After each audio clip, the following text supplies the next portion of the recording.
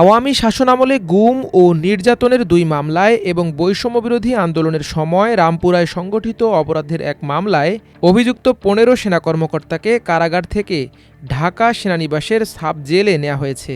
এর আগে বুধবার সকালে বাংলাদেশ জেল প্রিজন ভ্যান লেখা সবুজ রঙের শীততাপ নিয়ন্ত্রিত গাড়িতে তাদের আন্তর্জাতিক অপরাধ ট্রাইব্যুনালে হাজির করা হয়। আসামিদের এসি গাড়িতে আদালতে আনা নেয়ায় ক্ষোভ প্রকাশ করেন গুমের শিকার পরিবারের সদস্যরা। এখন প্রশ্ন উঠেছে, বিশেষ এই কারাগারে গুম খুনে অভিযুক্ত কর্মকর্তারা কি সুবিধা পাচ্ছেন। কারাসূত্র জানায়, সাব জেলে থাকা ১৫ সেনা কর্মকর্তার জন্য ৩ বেলা খাবারের ব্যবস্থা করা হয়েছে। খাবারের মেনুতে সকালের জন্য আছে রুটি ও সবজি, দুপুরে থাকছে ডাল, ভাত, সবজি ও মাছ অথবা মাংস, রাতে থাকছে মাছ অথবা মাংস ও সবজি। সাব জেলের বন্দীদের জন্য কী ধরনের সুযোগ সুবিধা থাকছে জানতে চাইলে ওই সূত্র জানায়, তাদের রুমে একটি বিছানা, চেয়ার, একটি টেবিল, একটি পত্রিকা, একটি ফ্যান আছে। তাদের জন্য চা পানের ব্যবস্থাও করা হয়েছে। সূত্র আরও জানায়, ঢাকা কেন্দ্রীয় কারাগারে বসেই সাব জেলের তদারকি করবেন জেল সুপার ও জেলার। এছাড়া বাকিরা সেখানেই সশরীরে অবস্থান করে দায়িত্ব পালন করবেন। তাদের নেতৃত্বে আছেন ৩ জন ডেপুটি জেলার। ডেপুটি জেলাররা ৩ শিফটে দায়িত্ব পালন করবেন। তবে ডেপুটি জেলাররা স্থায়ী কেউ নন, কয়েকদিন পর পর তাদের পরিবর্তন করা হবে। কারা বিধি অনুযায়ী তাদের দেখাশোনার দায়িত্ব কারা অধিদপ্তরের। সাব জেলের নিরাপত্তায় ৩৫ জনকে নিয়োগ করা হয়েছে। আসামিদের খাওয়া দাওয়া কারাগার থেকেই দেয়া হবে। বাইরে থেকে খাবার দেয়া বা তাদের সাথে সাক্ষাৎ কারাবিধি অনুযায়ী করতে হবে।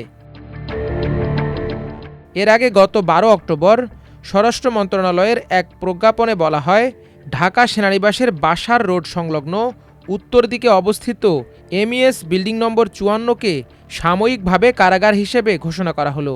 এর দুদিন পর ১৪ অক্টোবর বিষয়টি প্রকাশ্যে আসে।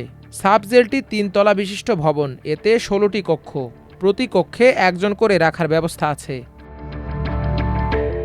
আসামিরা হলেন major general Sheikh Mohammad Sarwar Hossain, brigadier general Mohammad Jahangir Alam, brigadier general Tofail Mostafa Sarwar, brigadier general Mohammad Kamrul Hasan, brigadier general Mohammad Mahbub Alam, brigadier general Mohammad Mahbubur Rahman Siddiqui, brigadier general Ahmed Tanvir Mazhar Siddiqui, colonel AKM. Azad, colonel Abdullah Al Momen, colonel Anwar Latif Khan, lieutenant colonel Mohammad Mashiur Rahman, lieutenant colonel Saiful Islam Sumon, lieutenant colonel Mohammad Sarwar Bin Kashem, lieutenant colonel Mohammad Redwanul ইসলাম ও মেজর মোহাম্মদ রাফাত বিন আলম।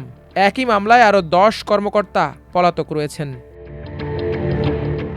সাব জেলের বিষয়ে এআইজি প্রিজন জান্নাতুল ফরহাদ গণমাধ্যমকে বলেন, বুধবার আমরা আসামিদের পুলিশের কাছ থেকে বুঝে পেয়েছি। আসামিরা এখন আমাদের অধীনে সাব জেলে আছেন। পরবর্তী সময়ে যখন তাদের আদালতে হাজিরা থাকবে, তখন পুলিশ হেফাজতে আদালতে নেওয়া হবে, ফের আমাদের কাছে বুঝিয়ে দেয়া হবে। এ প্রসঙ্গে কারা মহাপরিদর্শক ব্রিগেডিয়ার জেনারেল সৈয়দ মোহাম্মদ মোতাহার হোসেন গণমাধ্যমকে বলেন, ১৫ সেনা কর্মকর্তা সেনানিবাসে বাসার রোডের সাব জেলেই কারাবিধি অনুযায়ী অন্যান্য ডিভিশনপ্রাপ্ত বন্দীদের মতোই সুবিধা পাবেন। মাল্টিমিডিয়া ডেস্ক, আমার দেশ।